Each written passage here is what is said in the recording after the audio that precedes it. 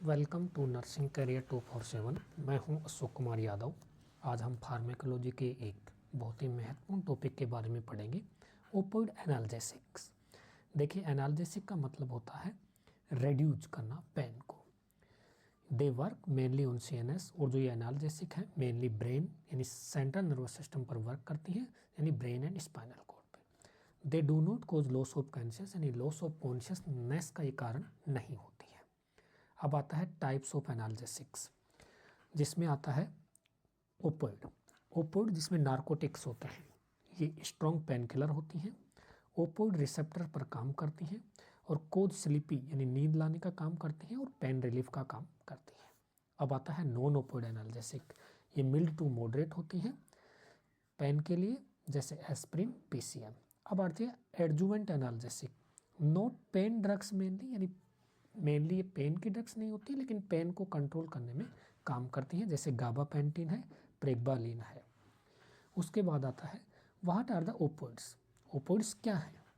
Drugs that relieve करती हैं pain को, ऑल्सो कोज प्लीजर यानी यूफोरिया करती हैं, कैन कोज डिपेंडेंस, ये होती है ओपियोइड्स, यानी पेन को रिलीव करती हैं, यूफोरिया करती हैं और डिपेंडेंस का कारण बनती है। अब आता है क्लासिफिकेशन ऑफ ओपियोइड्स। तो सबसे पहला है नेचुरल ओपियम एल्कालॉइड्स, जिसमें आती है morphine, a principal alkaloid of opium, codeine, etc. अब आता है semi synthetic opioids, heroin, pholcodine, ethyl morphine, etc. अब आता है सिंथेटिक ओपियोइड्स यानी manmade, pethidine, fentanyl, methadone, tramadol, loperamide and pentazocine. अब आता है एंडोजिनस ओपियोइड्स इनसाइड बॉडी, यानी एंडोर्फिन्स और एनकाफेलिन्स।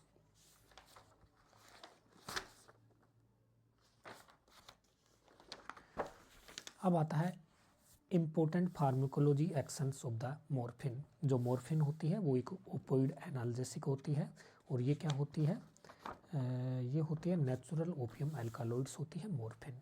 सबसे पहली बात, ये पेन रिलीफ करती है, यानी वेरी स्ट्रॉन्ग एनाल्जेसिक होती है। इमोशनल इफेक्ट करती है, एंजाइटी को कम करती है, उसके बाद में डिस्ट्रेस को कम करती है और यूफोरिया का कारण बनती है, यानी प्लेजर का अनुभव करवाती है।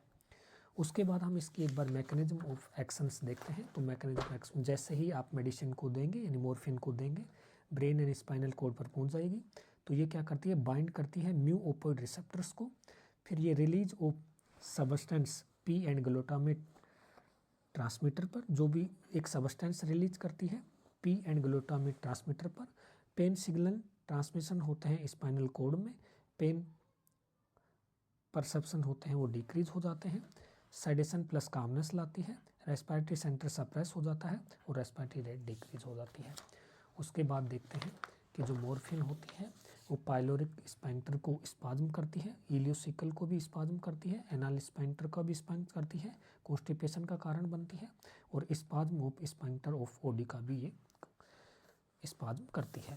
उसके बाद है रेस्पिरेटरी सिस्टम, सप्रेस करती है रेस्पिरेटरी सेंटर को, रेस्पिरेटरी डिप्रेशन को, सप्रेस करती है कफ सेंटर को, यूज एज एंटी टिश्यू के रूप में यूज की जाती है। हार्ट रेट को ये डिक्रीज करती है वैगल स्टिमुलेशन के कारण।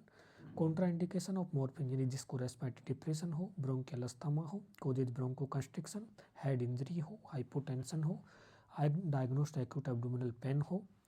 उसके बाद में है इसका जो ओपियोइड एंटागोनिस्ट यानी मॉर्फिन का जो एंटीडोट होता है वो होता है नैलक्सोन यानी नैल्ट्रेक्सोन, यूज्ड इन ओपियोइड पॉइजनिंग।